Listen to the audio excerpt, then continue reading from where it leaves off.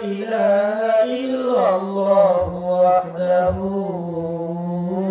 لا شريك له ونشهد أن سيدنا وسندنا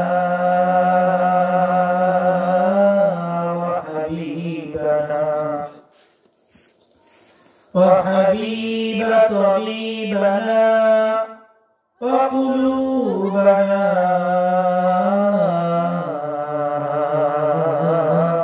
وأولانا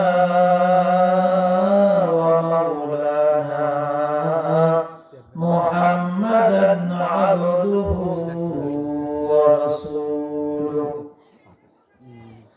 قال الله تعالى في كلامه المجيد والفرقانه الحميد فلا تقل لهما أف ولا تنهرهما وقل لهما قولا كريما. وقال رسول الله صلى الله عليه وسلم طلب العلم فريضة على كل مسلم. উপরতলাপুর হিলফুল ফজল যুব সমাজের উদ্যোগে আজকে এই বিরাট ইসলামী জলসার সম্মানিত সভাপতি,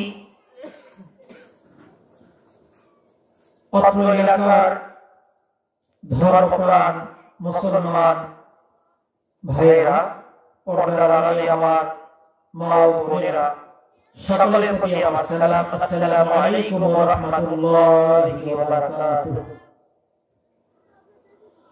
সমস্ত প্রশংসা সেই মহান রব্বুল আলামিনের জন্য, যে মহান রব্বুল আলামিন আমাদেরকে এই মহতি জলসায় মুহাম্মদুর রাসূলুল্লাহ সাল্লাল্লাহু আলাইহি ওয়াসাল্লাম যে মহামানবকে সৃষ্টি না করলে সমগ্র আসমান, জমিন, গ্রহ, নক্ষত্র কোনো কিছুই সৃষ্টি করা হতো না।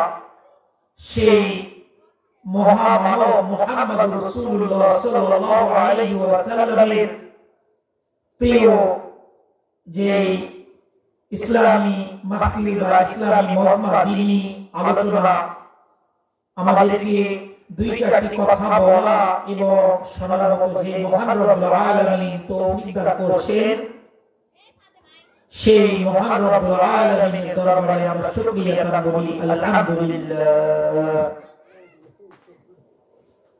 আল্লাহ রাব্বুল আলামিন বলেন, কোন বান্দা যদি আমার কাছে শুকরিয়া আদায় করে, আল্লাহ রাব্বুল আলামিন সেই বান্দার নিয়ামতকে বাড়ায় দেয়।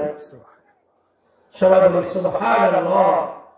আল্লাহ রাব্বুল আলামিন পবিত্র কোরআনের মধ্যে বলেন, লাইন শাকারতুম লাযীদান্নাকুম ওয়া লাইন কাফারতুম ইন্না আযাবি লাশাদীদ। যে বান্দা আমার নিয়ামত পেয়ে নিয়ামতের শুকরিয়া আদায় করলো, আমি রব্বুল আলামিন সেই বান্দার নিয়ামতকে বাড়ায় দিই। আর যে বান্দা আমার নিয়ামত পেয়ে নিয়ামতের শুকরিয়া আদায় করলো না, আমি রব্বুল আলামিন তার থেকে আমার নিয়ামতকে ছিনাই নিই। সবাই বলুন আউযুবিল্লাহ। সম্মানিত শুধু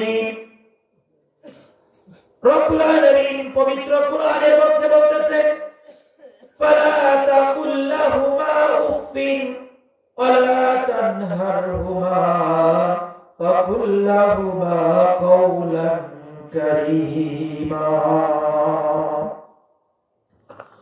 ফালা তাকুল লাহুমা উফিন, তোমরা পিতামাতার সাথে এমন আচরণ করো না, এমন কথা বলো না যেন পিতামাতা উফ শব্দ করে।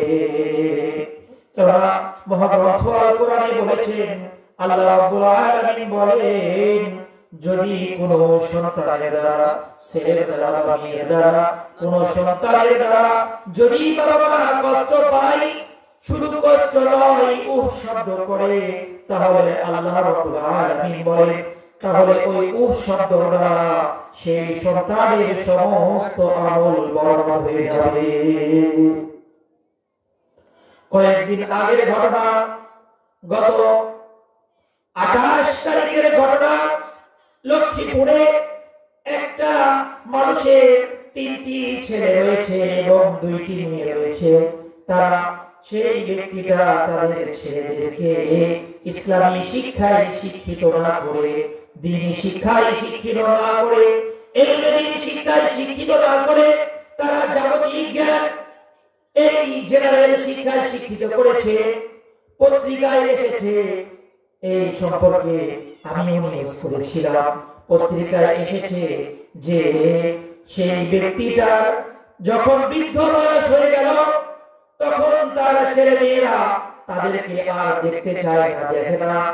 4তলা বিল্ডিং করেছে, লক্ষ্মীপুরের ঘটনা, 4তলা বিল্ডিং করেছে, ছেলেদেরকে ইঞ্জিনিয়ার বানাইছে, ডাক্তার বানাইছে, অনেক বড় বড় শিক্ষায় শিক্ষিত করেছে। কিন্তু যখন বাবা বৃদ্ধ হয়ে গিয়েছে, মা বৃদ্ধ হয়ে গিয়েছে, যখন বাবা মা আর শক্তি নেই, তখন আর ভালোভাবে চলতে পারে না, তখন যখন তার ছেলে মেয়েরা বৃদ্ধ বয়সে, তখন তার বাবাকে দেখছে না। এই কনকনে শীতের মধ্যে তার বাবাকে বাইরে ফেলে রেখেছিল। কোথায় ফেলে রেখেছিল? বাহিরে ফেলে রেখেছে। তখন এক ব্যক্তি